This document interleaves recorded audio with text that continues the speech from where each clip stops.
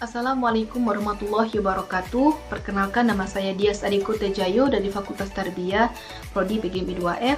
Di sini saya akan menjelaskan materi ilmu pengetahuan sosial tentang usaha manusia dalam memenuhi kebutuhan hidup. Yang pertama, manusia sebagai makhluk sosial. Manusia sebagai makhluk sosial atau Homo socius adalah manusia yang selalu berhubungan dengan orang lain dan membutuhkan bantuan orang lain. Manusia melakukan berbagai kegiatan, berinteraksi dengan sesama manusia dan lingkungannya. Contohnya itu seperti musyawarah, kerja bakti, dan lain sebagainya. Dalam kehidupannya, manusia senantiasa menginginkan kesejahteraan. Manusia menginginkan agar seluruh kebutuhan hidupnya terpenuhi. Untuk memenuhi kebutuhan hidupnya, manusia melakukan berbagai jenis kegiatan dalam bentuk usaha. Jenis kegiatan usaha yang dilakukan manusia tersebut disebut dengan kegiatan ekonomi. Jenis kegiatan usaha ekonomi yang dilakukan manusia untuk memenuhi kebutuhan hidupnya yang dilakukan di masyarakat sangat beragam jenisnya, yaitu seperti usaha perdagangan, pertanian, jasa, dan industri. Jenis pengolahan usaha tersebut ada yang dilakukan secara perorangan dan juga ada yang dilakukan secara kelompok. Usaha perorangan adalah usaha yang didirikan dengan modal sendiri. Contohnya itu seperti bertani, nelayan, guru, dokter, pengrajin, dan lain sebagainya. Sedangkan usaha kelompok adalah usaha yang dimiliki oleh 2 orang atau lebih. Modal usaha yang dijalankan secara kelompok umumnya itu berasal dari hasil patungan dari pemilik usaha. Adapun jenis usaha yang dilakukan secara kelompok yaitu seperti sudah menjadi badan usaha, contohnya itu seperti firma, CV, dan lain sebagainya. Yang kedua, perilaku manusia dalam pemanfaatan sumber daya untuk memenuhi kebutuhan. Terdapat 2 faktor yang mempengaruhi perilaku manusia dalam memenuhi kebutuhan, yaitu faktor internal dan faktor eksternal. Faktor internal adalah faktor yang berasal dari dalam diri seseorang yang bersangkutan. Adapun yang termasuk ke dalam faktor internal yaitu seperti sikap dan gaya hidup, selera, pendapatan, dan intensitas kebutuhan. Sedangkan faktor eksternal adalah faktor yang berasal dari luar diri seseorang yang bersangkutan. Adapun yang termasuk faktor eksternal yaitu seperti lingkungan, adat istiadat, kebijakan pemerintah, keadaan alam, mode atau tren, dan kemajuan teknologi atau kebudayaan. Yang ketiga, kebutuhan dan alat pemuas kebutuhan. Kita sebagai manusia tidak bisa lepas dari yang namanya kebutuhan. Kebutuhan adalah segala sesuatu yang kita perlukan dalam hidup kita.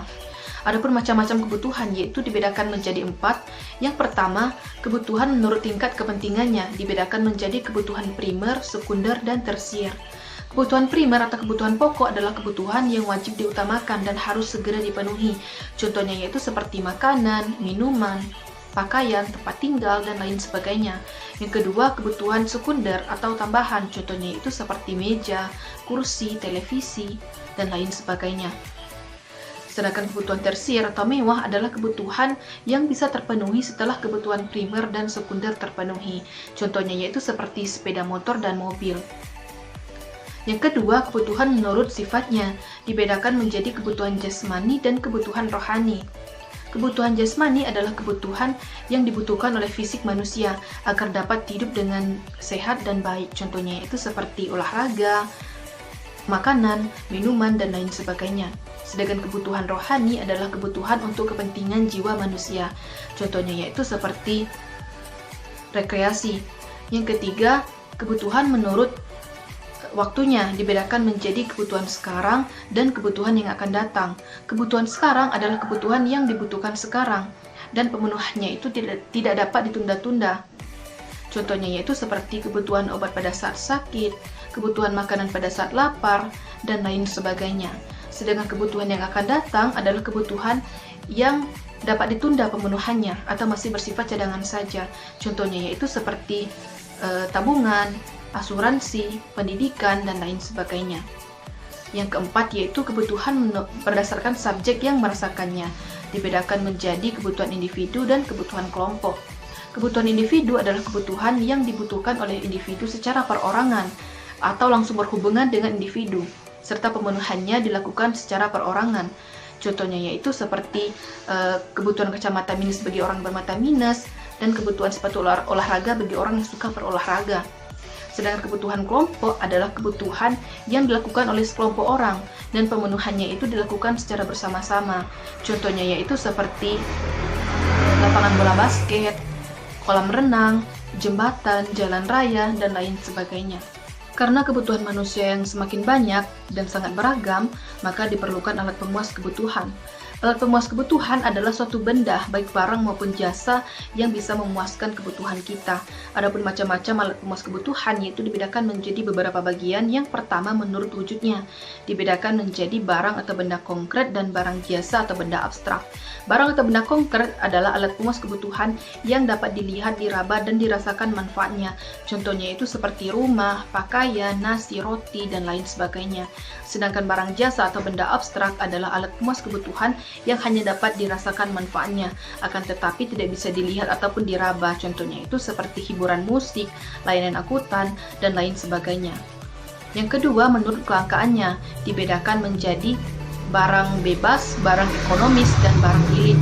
Yang ketiga, menurut hubungannya dengan benda lain, dibedakan menjadi barang substitusi dan barang komplementer. Barang substitusi atau barang pengganti adalah barang yang dapat menggantikan barang lain. Contohnya itu seperti pena sebagai pengganti dari pulpen, sendal sebagai pengganti dari sepatu, dan lain sebagainya. Sedangkan barang komplementer atau pelengkap adalah barang yang berfungsi melengkapi barang lain. Contohnya itu seperti kompor dengan gas, sikat gigi dengan pasta gigi, kaos kaki dengan sepatu, dan lain sebagainya.